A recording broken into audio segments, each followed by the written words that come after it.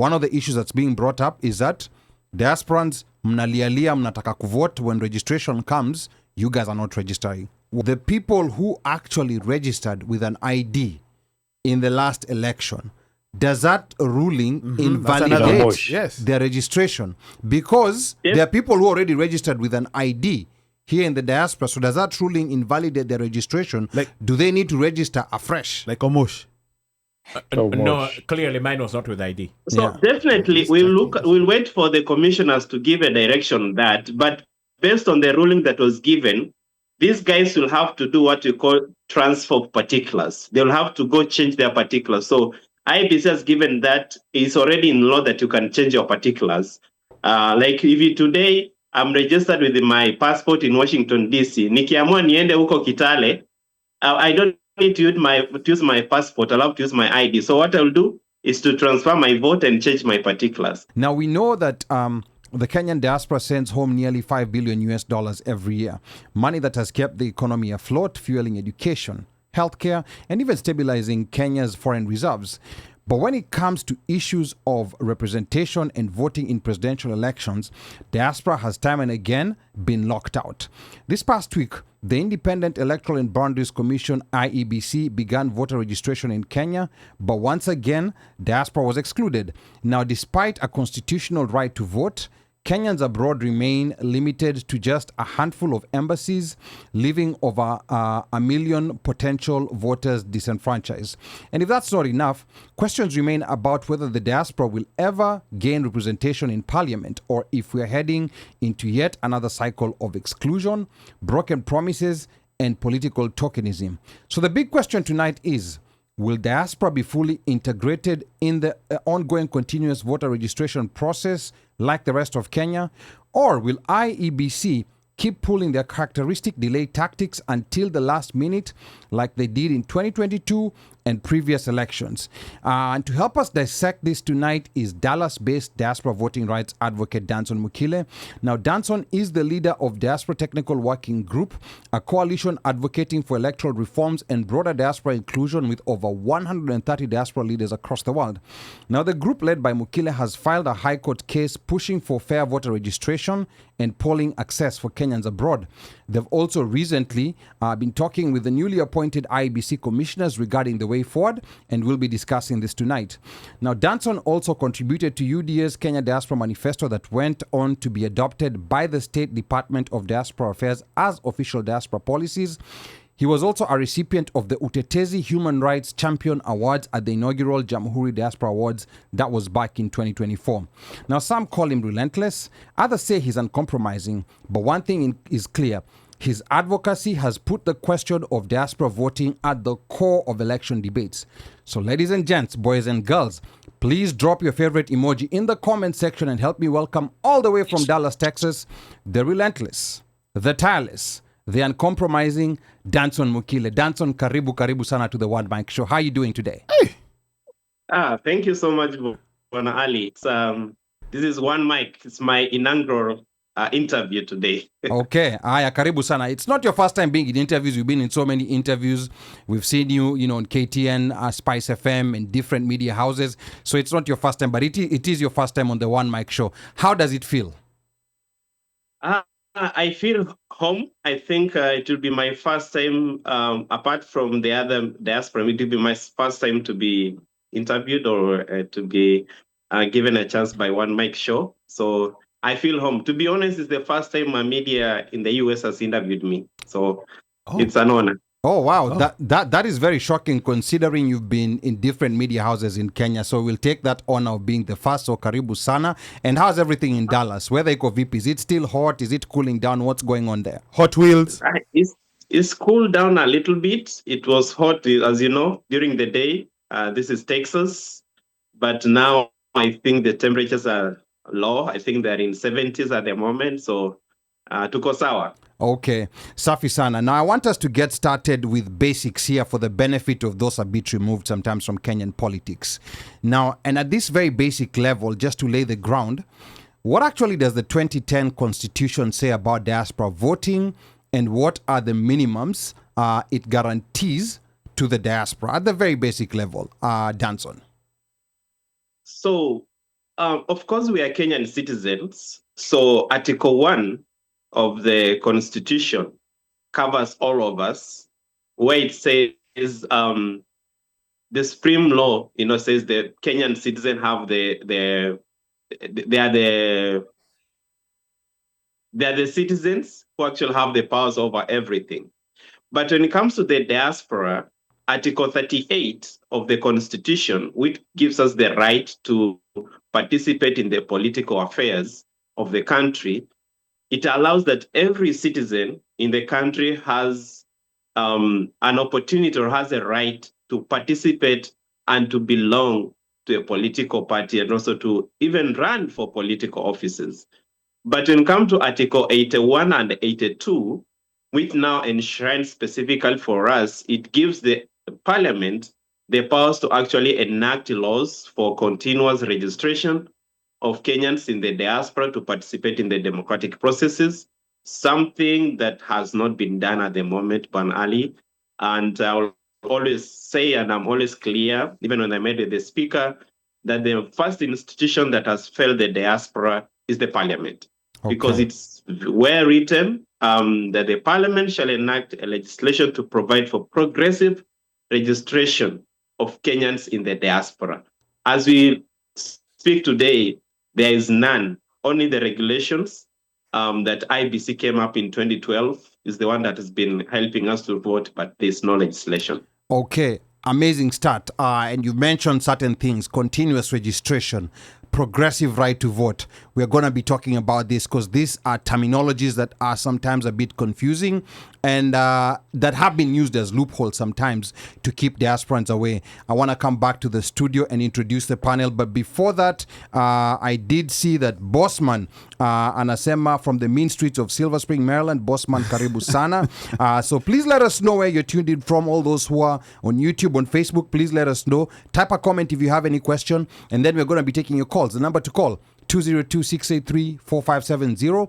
Press star 5 to speak. Danson will be taking in your questions, comments, or anything you have to say about diaspora voting. And like I said, I want to come back to the studio right now. I want to introduce the panel here. I'm going to start here right next to me, DJ Moshfire. First of all, DJ Moshfire, asante sana kwa hiyo mziki. It is so sad that nowadays Facebook does not like, or rather YouTube does not like music, but those who are on YouTube, you are missing out on a very nice mix on the Facebook side. So asante sana DJ Mosh for that music. To get us started, warmed up, Mosh, talk to us. You had tried to verify your registration. There was a portal or a link provided by the IEBC, and you tried to check whether whether your registration was active, because you did register the last time we voted in 2022. So DJ Moshfire, tuanze and tell us your experience. Karibu sana. Well, thanks everybody. Welcome to the show. Our good friend from where's that place? Paliwatu wagawana wezwa Najua, Texas. Dallas, Texas. Yes. So this whole diaspora, this whole process for us with voting, being in the diaspora, we were very, I was gonna say, key the last time around, and when I start, this has triggered that whole trauma that we went through the last time. The numbers we saw when we were registering, the numbers we saw when we were voting, the amount of people who showed up, and the people we knew before this whole process was available, and what we went through with various different meetings with IEBC dating back to, 2012. ile conference. Isaac Hassan. Isaac Hassan. Yes. Isaac Hassan was 2012. Yes. Conference was 2011. Yes. Conference was 2011. Which one did we do at the embassy when IEBC actually came to the embassy? That I think was Isaac Hassan. That must have been 2012. Yes. I remember us being given juice. But anyway, ilikuwa orange juice. True. Yeah. So Ali, you asked a good question, and I'm just saying all of that because of the trauma that we have had collectively as a unit, in terms of basically where we are with diaspora voting as it stands. It has been allowed. We were allowed, but we were only available, or should I say, we were only allowed to vote for the presidentials We're not allowed to vote for any other things. And then, Yes. you know, this whole thing of CG polling centers, the numbers in the polling center versus the actual, I think, Danson, I think I'm saying his name wrongly. But Danson. yeah, he did tell us the numbers. I think it was 700, right? Per polling station or polling station is Yes. 700. Yes. But polling center can have multiple polling Yes, stations. that's correct. Yeah. Yeah. So basically, you'd be redirected to, I guess, a different booth within the same physical location. I think that's the way they do it, or a different officer to basically register you and do or whatever it is that they're supposed to do. So with that said, I had the link to go verify. And for folks who may get an opportunity, you can always go to the IEBC webpage, and there's actually a link in there for you to verify your voter registration to make sure that you're actually on the polls. So what I did is I put in, you have an option of putting your passport number or your ID number, and then your name, and then you hit enter, and it gives you back a result. It should tell you what they find within the registration portal, or whether you're actually in the, what do they call it, the voter roll. Yes. Guess what I found? What did you find? Okay, I'll say that I actually used my ID number. I put in my ID number, and then I put my name in, and when I hit enter, it came back with Rejected. 0. You are not. You're not registered to vote. It said, it wasn't exactly like you're not registered to vote. It was something like either the name or this ID number is not valid. Yeah, something like that. The ID, which basically means you don't exist. Now, I did not try with my passport number. Now, again, I think we did this in 2022. I'm trying to think if I have the same passport number now. I think I still have the same passport, because I think that's the blue one, the new generation, and that's a document generation we use to register. So you want to check with that. Yes. Yeah. So I'm not sure, because remember there was we first went in to register. So again, like, this is something that we're going to talk about before we get Mika in. I don't know which one we were registered with, because what document did you go to register with? We came with both, and I don't know what they entered. You understand? So I genuinely think you must have registered with your passport. The reason why I say this is because we were among the early people to register. Yeah, we registered before lawsuit. And then Okia made a lawsuit that allowed IDs to be used. So those of us who registered early, we used passports. We registered the first 2 days. So before like crucifying IEBC, you wanna check with your passport to make sure that. And I hope it's not the passport number that Mika has. Okay, sawa. We are gonna find that out. But yeah. So we have a lot to cover tonight. Let me now come to Mika, because Mika I don't like that Mika guy. Aya, sawa. Mika, sasa we tuambie kwa ground. Gen Zs, millennials. Of course, huku diaspora, there's no registration that's happening because we've been locked out. But what are people saying, the people you're talking to? Is there any enthusiasm you're seeing that people want to register now that the continuous registration has begun back home? Or what is it that you're hearing on the grapevine? Mika? It's a mixed bag. Anyway, first of all, let me say hi to people. Hi. Mapenzi wa Kambiaji, happy Friday to you guys in the studio and to our guests. Thank you for joining us today for this conversation. And I'll get right to it. So on the ground, Ali, what I'm hearing, actually, it's funny. The numbers are not as high as people anticipated them to be, right? And there are various reasons, because first of all, there's not clear communication. Is it continuous? Is it not continuous? Where am I supposed? Like I see people asking on Twitter, wasende register kuvote wapi, Ushago ama Nairobi? Like, you see, people are not sure where they want to register to vote. So that's also bringing in confusion. But slowly I can see groups are being formed to educate people. Those who have, like, I know there are a few artists who are planning something to get onto a drive to tell people to go and vote and continue. It's a continuous process. It's only sad that the places where they have the by-elections, those ones are not allowing any registrations. That's very sad. But I hope they did so that some people will be taught lessons. But we see now, Ali. One thing that I just had today, and I didn't even know, is that I didn't know that they change into new biometric kits, and then with those new biometric kits, when they go to scan your eye, a lot of people are refusing because they are thinking that that capturing of their eye, of the image of their eye, is what is going to be. They're not educated about it being a security feature. Remember, there's that fear of this is Africa. Ukiambia mtu mscan macho anasema hivi ndo mnaiba kura yangu, right? Others are like, hey, mbona naskaniwa macho? Then like remember when WorldCoin came to Kenya and they scanned people, there was a lot of rumors about those people are gonna go blind, are gonna go. So there's a fear. People have a fear, and you're Ni kweli, kweli. Watu wanaogopa kuregister kura job to. So there needs to be an education out there to tell people like, there's a security feature to secure your vote. Actually secures your vote more. So there's some small things here and there that if we just educated people, spoke to people, and carry them, people will continue to go to get registered. But for now, it's not as a thing of we don't want to. It's a thing of not knowing a lot, or not knowing how to, or not knowing where to, or like you see. So vitu kaa hizo mtu akuja na propaganda sema wakiskana macho hivyo ndo wataiba kura, watu wanaogopa. Okay. Kwa wanaona hey, that is so final, you see.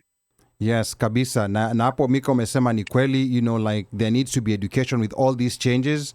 I found out for the first time about, like scanning of the eyes during the Citizen TV interview. I totally was caught off guard. I was unaware. So I can understand if people have some concerns. And I think it's important for IEBC to properly, like sensitize people on this so that people don't get surprises when they reach at the polling place. But anyway, let me come back to studio again. We also have UNOMic here in the studio. Yes, sir. Now, UNOMic, remember the last election, after the registration, there was a lot of frustration we had where locally people were not going to register. We can understand some people were living in far-off cities, far-off states, but locally people are not registering. They were asking, why can this registration be brought online? Why can't it be? Why do I have to go all the way to the embassy? Why do I have to do this? So hao watu wanataka kuvote kwa bedroom. Do you think their perspective has changed now this coming election? Or is that a battle that we're going to have to fight again? Because one of the issues that's being brought up is that diasporans, mnalialia, mnataka kuvote. When registration comes, you guys are not registering. What are people saying, UNOMic? Here's the issue. And thanks to an effort, I think, for a while, when Omoshi is talking about from 2012, and yes, the clamor to want to try to at least to be able to vote. Initially, that was a struggle. Yes. We just want to be able to vote. Yes. And then what we'd always be hit with was, it is progressive. Yes. And there's no way we can dispute that, because even if you file a petition, or you file anything, they'll tell you, see, tumefungua branch, tumefungua hapa. Walianza na Uganda. Na tumeenda hapa. Uganda, yeah. Na tumeenda hapa. Yeah. Isn't that progressive? And then they move to South Africa. And then they move to South Africa. Yeah. Isn't that progressive? Progressive. Like you can't. Yes. But then now, we were given the opportunity. Opportunity was presented to us, and it came. Yeah. Ghafla bin who? There we've been given 2 weeks. You remember when we had that when we interviewed the IEBC, I guess the lady who was Elizabeth Olo. We interviewed Elizabeth Olo and Joyce Ekwam. Yes. Yeah. We have been presented with an opportunity. You guys have been clamoring to want to be able to vote. Yeah. Now here it is. Come register. Hata kama ni short window. Yeah. Like you said, people who live outside, you go, Texas, that's fine. DMV. Yes. Period. Yes. Opportunity was here. You come, register. That is it. It's a 2-week window, and we actually pushed and told guys, listen, this is your chance. Yeah. Come register to vote. You have no forget, and we were saying mtoi akizaliwa anzi kukula samak ama githeri ama whatever. Yeah. You breastfeed. You breastfeed, yeah. Right? You breastfeed the kid. We have been given an opportunity. Yeah. It is here. Let us first register. Let us show them that we have the multitude, we have the fortitude to corner numbers. Then once we do that, adjustments are going to be made. They will recognize that here, these guys, we need to play nice. Yeah. But you cannot do that while clamoring. So now you've been given the opportunity to vote. Now you want it to be brought to your bedroom. And on top of that, forget even bedroom. Kuna watu who probably want even somebody to come and press vote on their phone. On their phone, yeah. For them. Yeah. Majamas and magals. We have been given the chance. All you have to do is to register. Yes, kabisa. That is it. Yes, and then the number to call is 202-683-4570. Press *5 to speak. We're going to be talking about all that tonight. I can also see Bossman is saying here. Yeah, ngoja before ngoja before ni some hizi comments ziko hapa YouTube. Bossman anasema I have no faith in the current IEBC, especially the Ethacong fellow. This will be the worst IEBC ever. So Bossman completely out, no faith. So we'll have a discussion about the current IEBC commission. Amedondoka. Yes, and then Ken Lemayan anasema plugged in all the way from San Francisco, California. Karibu sana Ken Lemayan. And then Emily Ongadi anasema watching from Maryland. Karibu sana Emily. And then let me see. Mika ulikuwa unasema a quick question and then we want to go back to Danson. Mika. Yeah, my question was this. Between the US and Europe, who had the highest voter turn registration? I would say the US, and we're going to go through those numbers a bit later on. I would say the US had more voters registered than Europe. Maybe Danson is already shaking his head, trying to correct me. So the US was performing poorly. I think I'm comparing the US to the United Kingdom, because Europe comprises of the United Kingdom and Germany. Those are the two places. And all other. Yeah, no, it's only those two countries in Europe that were allowed to vote. I think the reason I wanted to say that is because what happened with Europe is that Kenyans in Europe, in other countries, Switzerland, Denmark, India, and these other countries, could travel to either of the polling stations and register there and vote. And with them, it's usually a train ride or easy in a JetBlue Air, which was cheaper. Like for them, the reason why I wasn't sure, I believe that they had the more numbers, and that is what was because I've had a conversation and somebody said like even Europe had more numbers than you, and I said it's because it's easy to move in Europe than it is in America. Moving from California to DC coming from California to DC is more expensive than somebody who lives in, let's say, Denmark going to Germany, or somebody who lives in Paris going to Germany to register to vote. Like they have a good transport network compared to us. Sawa. So we're gonna get to that point. I don't want us to get ahead of ourselves. We're gonna get to that point of logistics, and I think also the Middle East is another place where there was a lot of registrations. And in Qatar, for example, everybody is in the same place. Like hakuna kwenda mbali, kila mtu tu yuko the same area. Like we saw even during the World Cup. So we're gonna be talking about that. But Danson, I want to come to you now, and I want to come to the Diaspora Technical Working Group, which is an organization where you lead over 130 diaspora leaders from different parts of the world. Maybe tell us a bit about how this group, including maybe when, why, and how it was formed. Talk to us about the Diaspora Technical Working Group, Danson. Thank you so much, Ali, and so many good questions coming on the way. I really appreciate, and my appreciation to Omosh. You guys did a wonderful job. I was not in the US in 2012, Nilikuwa bado niko JKUAT, still in college, but thank you guys for what you did that time, and even until we got whatever we have pushing on. So in 2022, I always tell people that I was in the UDA, I'm still in the UDA, but after the election, because I was not seeking any office or appointment in government, I wanted to see how. I looked at the numbers. I was the agent at the Washington, D.C. embassy for the party. And I was very, convicted that how come we have so many people in the diaspora, and this is the turnout. And I walk you through the numbers. It was very low. So I felt that how can Danson do to change this for the next election cycle? So I did some research on my own, just looking at how different countries are doing. I looked at India. Of course, India doesn't allow their diaspora to vote. I looked at the Philippines, they allow. And I'll tell you, Bwana Ali, that Philippines have done a wonderful job at the moment. People can vote on their phone. Wow. Very, very much. They're the ones who are really advanced in this. And also Brazil. Brazil has done a wonderful job in this. So I looked at the laws, did some research, looked at our law, looked at our constitution. Then I came up with a draft. Then I was like, okay, I've done all these things. That was in 2023, early 2023.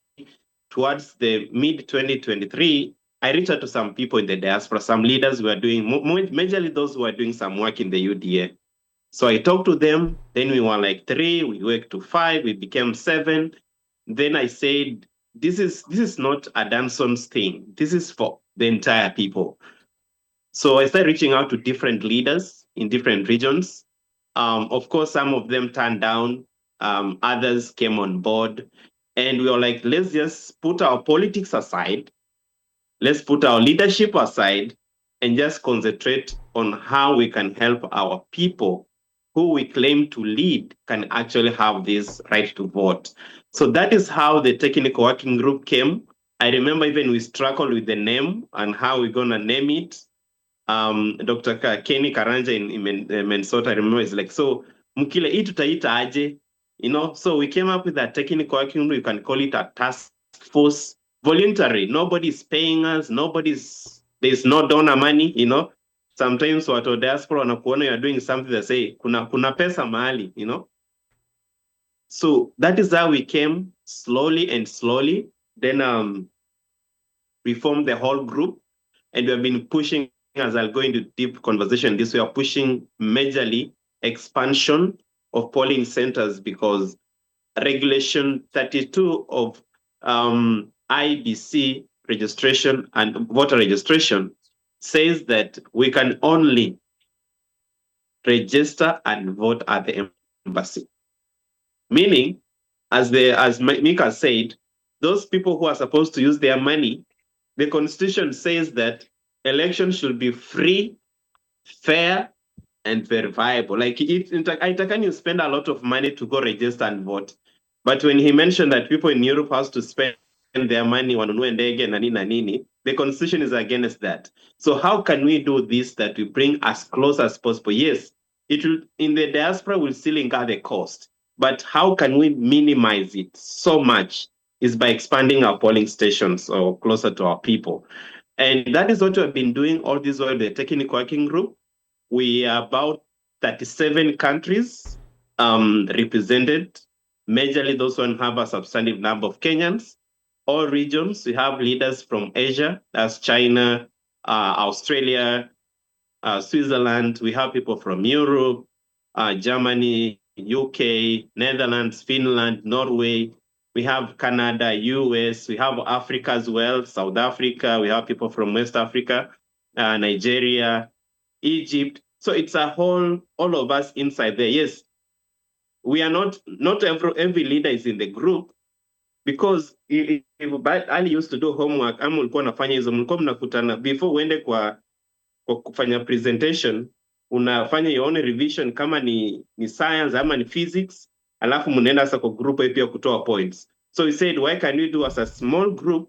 Then after we do it, then we can go to the entire diaspora. You know, so that is how the technical working group started, and we have made 3 trips, self-sponsored. The first one was last year in November. We are meeting the committee, JLAC.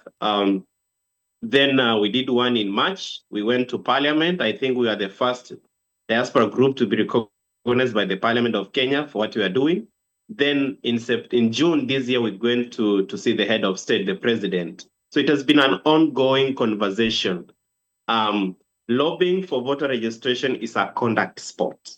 As much as you may want to write petitions, you may want to write your emails, you may want to write your WhatsApp messages to the leaders, but it is a contact sport. You have to meet these guys and know what is really going on. So that's just how we are, and I'm so glad that the technical working room has been doing a wonderful job. We have our achievements that we have made so far. Okay, that's good. And for those maybe who want to become members, is this a closed group? Is it an open group? Can someone maybe join it if they want to know, like what's happening? Or is it communication where you work in the technical group and then you publish your information for the diaspora? How does that work? No, you can. If your interest is centered on this, you can. Remember, I was alone. We went to 3, 7, 20, 50. Now we are 132 members. So there has been expansion. It has been growing. So anyone who wants to join the technical working group is welcome. It's an open group. But as I will just say, we are always strictly on the voting rights. Huko kwetu hatuna mambo ya kuadvertise mambo na plot ama nini na nini. Just voting, tunabaki hapo. Once we achieve whatever we are pushing for, then the leaders will decide how they can want to change the group into something else. Okay, asante sana. Na hapa Washeke Ndirangu anasema, Sheke says, Philippines really goes out of its way to serve their diaspora.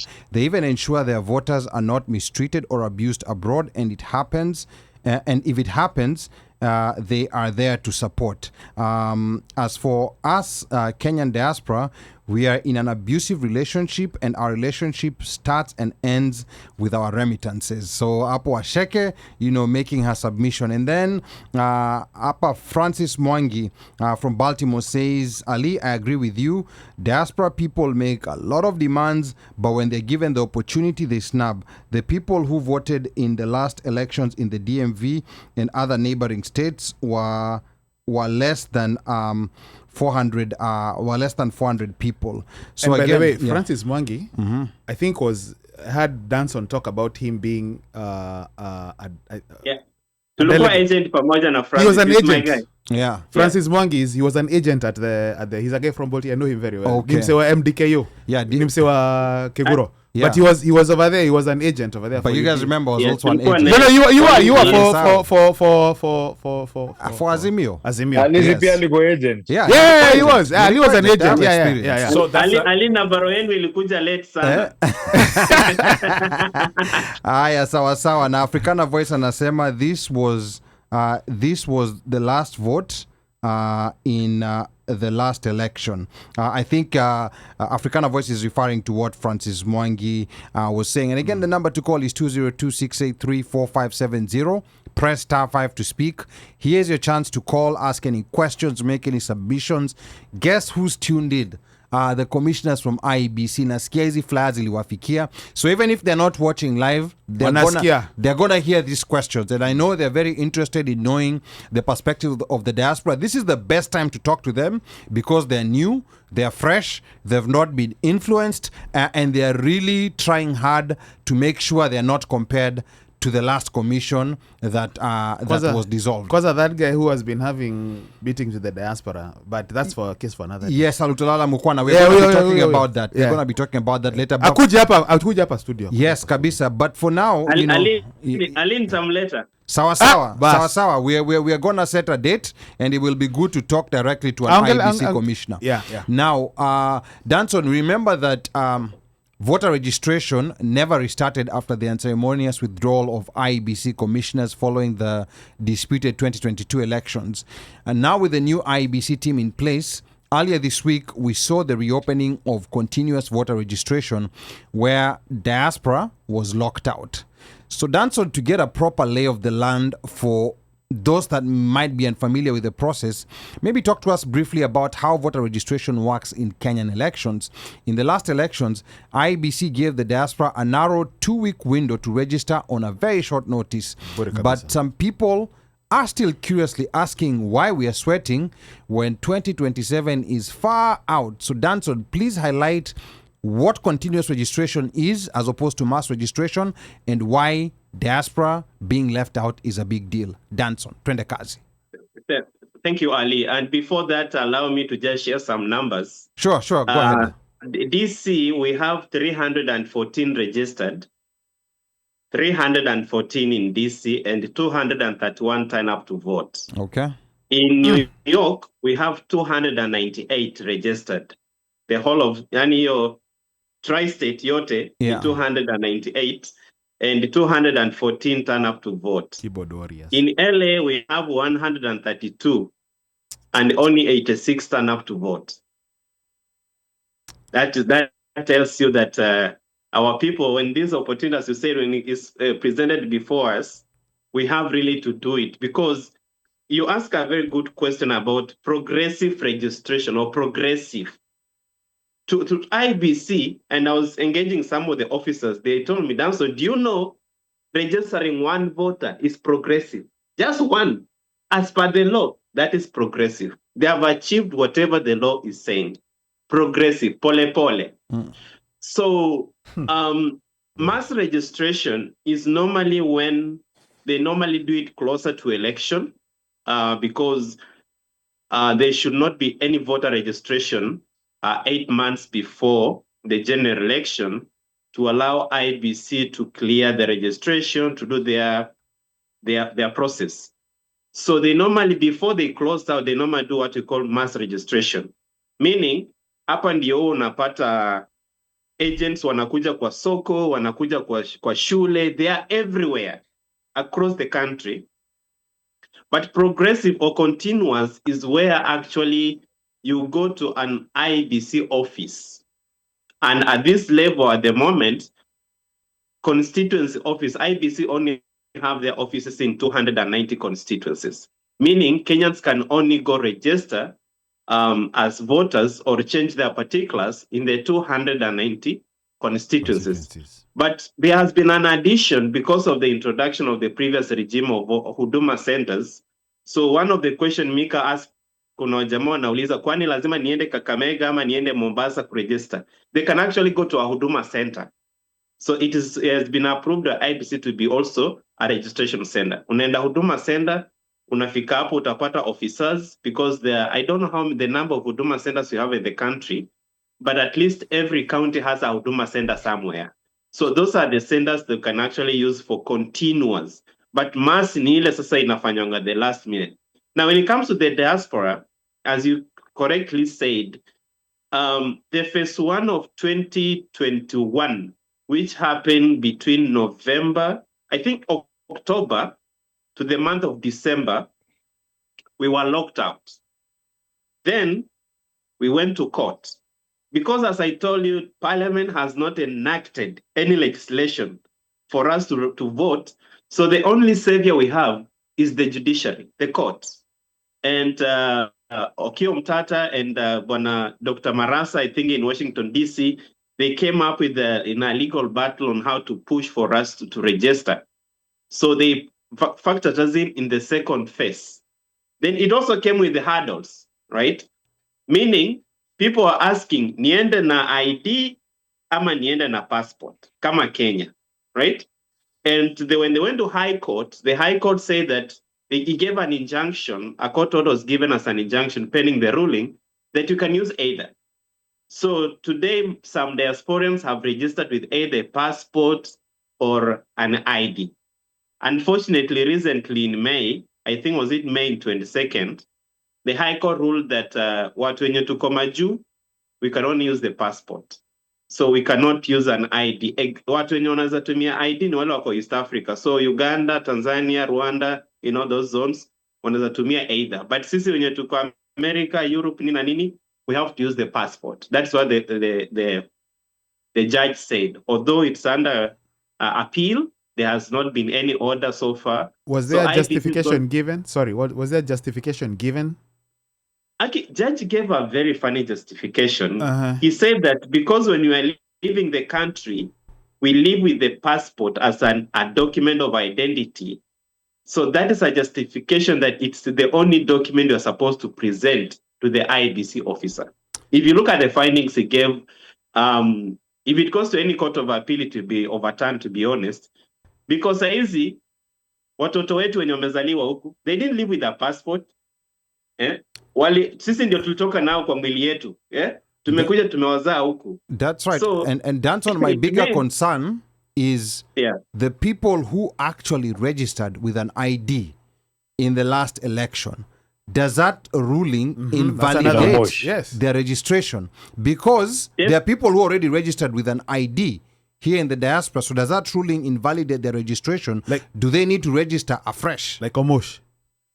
No, clearly mine was not with ID. So definitely we'll wait for the commissioners to give a direction on that. But based on the ruling that was given, these guys will have to do what we call transfer of particulars. They'll have to go change their particulars. So IEBC has given that it's already in law that you can change your particulars. Like if you today, I'm registered with my passport in Washington, D.C. Nikiamua niende huko Kitale, I don't need to use my passport. I'll have to use my ID. So what I'll do is to transfer my vote and change my particulars. So these individuals, there's high chances that they have to change there are not many, to be honest, there are not many, but they'll definitely have to use the passport as per the law it is at the moment. Yeah, unless something else happens. Yeah, and my bigger concern is that someone knows they've registered. So they know even if there's a new exercise to register in the diaspora, then they're okay. They know they don't need to register. Yeah, they won't go. Yeah. Then they will show up on voting day. And then on that voting day is when they'll be told, Gafla bin who? Sorry, like you cannot, you're not registered, we don't have your passport. Your ID. So that will create problems. And Ali, remember we saw that at the polling station. Yes, we already saw that. When we had people who were already registered as registered voters. But guess what? They were registered to vote in Kenya and not here in the diaspora. So on the voting day, they came to vote, assuming they would be able to vote, only to find out that, well, you even though we see you here, we can't allow you to vote because you're not registered to vote at this polling station. Yes. So, and I think some of those guys that come from Atlanta. There's some people that come from far. In fact, one of them was a mother of a good friend of mine. They drove from Pennsylvania. They drove from Pennsylvania. So she was locked out. And those Jamas are like, we can't let you vote. Yeah, but to be fair, you cannot go vote in a constituency that you did not register. But you see, some of this information, you don't, it's not like, it's called civic education, but it's not like you know it. It's not like there's somebody fair enough. It's not like there's somebody who's telling you that. And then you're like, okay, well, after all, if they can verify that I'm on the voter roll, which they can verify I'm on the voter roll, why shouldn't they allow me to vote? Okay. You understand what I'm saying? Lakini Omoshi, unaona sisi pia Wakenya tunakuanga na katabia fulani. Tuko na entitlement fulani. See, entitlement, in this case, it's a legitimate thing that she happened to be here. The person happens to be here. When it comes to information, they don't share this information. And I'll tell people, they need to watch, they need to tune on my, OneMic Show, because this is where they get this information. That if you are not registered here in the diaspora, you cannot show up in Washington, D.C. on the voting day to vote if you are not been registered. And you're right. Let me ask you a question. Ngoja Mosha malize and then tutakuja kwako Mika. So swali hapani, and I think this is where Mika is going with this thing, is that when we got locked out, like you said, out of the registration period, then the registration period that they opened up for us was, I think, a week and a half? It was 2 weeks. 2 weeks. Less than 2 weeks. I don't know with 1 week notice. It may not have been enough for somebody to come in, register, to change their particulars, and then come in again to vote, to come back and vote, because we did it all in the same year of voting. We did it in January, February, yes, and then we came back. Because the voting was in August. I remember we got the notice while some of us were still in Kenya. Yes, people were still on vacation in Kenya. We missed the Kenya one because we could have registered in Kenya. Yeah, so we were still in Kenya, and then we were being told that diaspora registration is starting within. So some people, when it started, some people were still in Kenya. Actually, you're the guys who shocked me and told me, by the way, IEBC and they have opened registration. And I'm like, what? Yep. Here. Yeah. Okay. Okay, Mika had the question he was asking. Now, Ali, before Mika comes in, I think that should answer that person who asked about mbona tunaanza mapema. This thing we have to study it early. Yeah. Because if we do it the last minute, kutakuwa na a lot of miscommunication. We have to study it early. Yeah. And that is what you are doing. So that things can be smoothed out. Yeah. Okay, good.